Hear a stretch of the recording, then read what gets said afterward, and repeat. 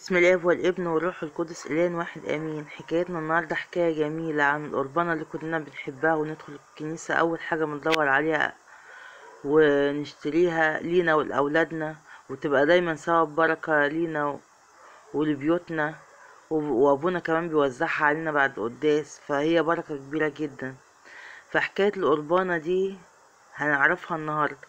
هي قربانة لقمة كده مستديرة زي قرص الشمس، بتشير للسيد المسيح لأنه شمس البر، وفي النص بيبقى 12 علامة بتشير، وهي 12 صليب بيشيروا إلى تلاميذ السيد المسيح، وفيها 5 خروم بتشير إلى المسامير والجروح اللي المسيح عمل بيهم على الصليب، وفيها كمان الحربة، ومكتوب فيها إجيوس 3 مرات.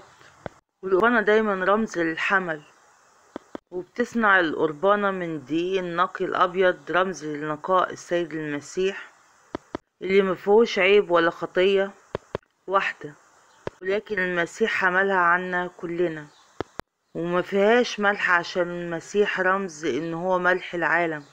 والقربان لازم يكون مخبوز في نفس يوم القداس، وكمان بيتقري عليه مزامير كتير لأن كلها رموز وأشكال للسيد المسيح ونبوات كمان ليه.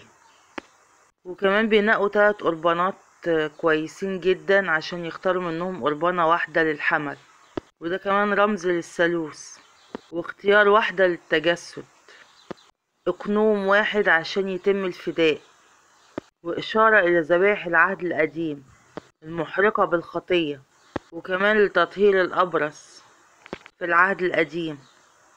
وهي عبارة عن خبزة مستديرة ليس لها بداية وليس لها نهاية، بتشير إلى سرمدية الرب يسوع.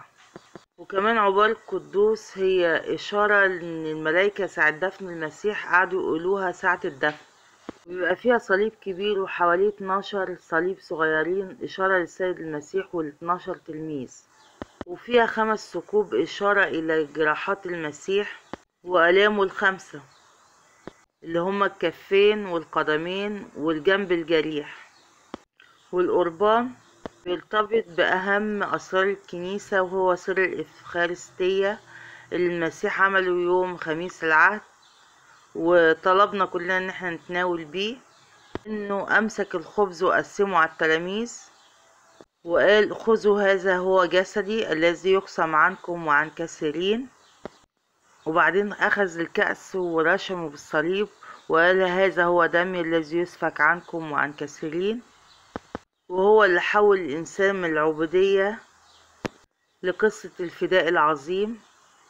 وعشان كده بنقول ان القربان جسد للسيد المسيح نقي، لكن إشارة الخميرة فيه هي انتشار الخطية فيه، لأن هو إنسان بلا خطية فشال عننا أحمالنا، وهو كده بآلامه وصلبه وفدائه عننا شال عننا الخطية ومنحنا الخلاص من العبودية للفداء دايما. ولما بيتعمل القربان بيتقطع بسوى معين وختم عليه الجراحات ديت والعلامات ديت بالختم بتاعه، وبيتحط الختم بصورة واضحة جدا عشان يكون واضح امام الكاهن، لانه لازم يكون الختم واضح في الحمل وجراحات والخروم مظبوطة عشان يبقى هو الحمل المظبوط واللايق امام القداس، ويبقى هو فعلا رمز للخير والمسيح. ودايما كلنا سبب بركة كبيرة لقمة القربان دي، وهي رمز الحمل فرمز للسيد المسيح. مبارك الآتي باسم الرب. أيامنا كويسة وحلوة بطعم كده القربان الحلو اللي دايما بيبارك بيوتنا كلها. وبلقمة المحبة دي أنهي حواري، وأتمنى ليكم دايما لقمة بركة في كل البيوت تحمل ليكم كل أملكم وصلواتكم. واذكرونا دايما في صلواتكم طبعا، وما تنسوش تشتركوا معانا في قناة نور القديسين يفرح. ربنا دايما يفرح قلبكم بكل غالي، ودايما من خير لخير أكبر، وبصلوات القديسين تنفعكم انتوا وأولادكم وبيوتكم. ودايما من نجاح لنجاح ببركة القديسين وببركة الرب يسوع، امين يا رب.